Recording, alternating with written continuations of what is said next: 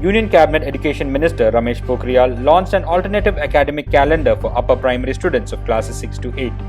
This calendar will help students, teachers, parents efficiently to use e-learning resources to deal with COVID-19 situation, plan education ahead and achieve best possible learning outcome for students. The General Secretary of Congress Party, Priyanka Gandhi Vadra, commented on the Bhumi Pujan scheduled for the Ram Temple on August 5th, saying that the ceremony is expected to promote national unity, brotherhood and cultural harmony. The Congress leader sang praises of Lord Ram, quoting the name Maryada Purushottam. Reportedly, security has been tightened ahead of the event and all the temples in the city are decorated. Mumbai, the financial capital, woke up with extremely heavy rainfall which has been pouring throughout the night. Several areas face waterlogging problems in the city.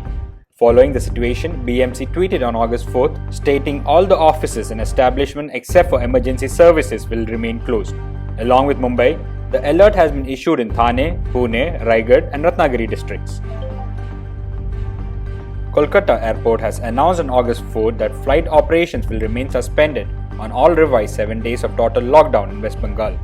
Flight operations will remain suspended on revised lockdown days 5th, 8th, 20th, 21st, 27th, 28th and 31st August 2020. The Kolkata Airport tweeted, due to the total lockdown imposed by the state, the airport had already suspended its flight operations for July 25th and 29th. Former Chief Minister Mehbooba Mufti's daughter Itija Mufti said that People's Democratic Party will keep demanding for special status of Article 370 and 35A. Her remarks came days before the first anniversary of abrogation of Article 370. She said if political parties in Jammu and Kashmir don't fight for statehood, Article 370 and 35A, they will lose legitimacy.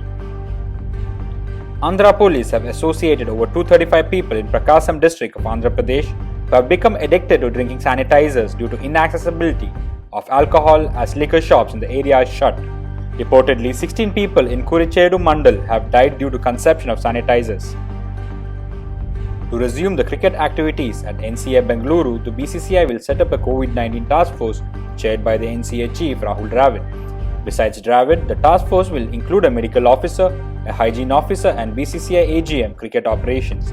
They will have the responsibility to communicate with the players regularly, keep vigil on their health status and spread awareness about the measures taken against COVID-19. Central Sports Minister Kiran Rijiju laid out plans for India's FIFA World Cup qualification campaign in the virtual program held by Football Delhi to mark Sunil Chhetri's birthday. Rijiju said they will form 5 talent scouting committees in the next few months, one for each zone, North, South, East, West and Northeast, under Khelo India program of SAI in partnership with All India Football Federation.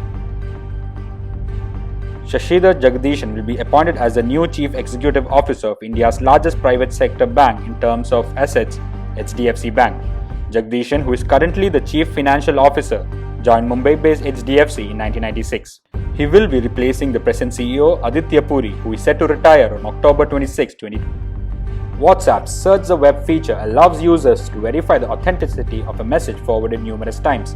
Users can tap the magnifying glass icon next to the forwarded message, and this redirects users to their browser. The web results will confirm if the news is debunked on the internet as fake. Initially, this feature will not be released in India. Thank you for listening to Briefly News. Have a wonderful evening.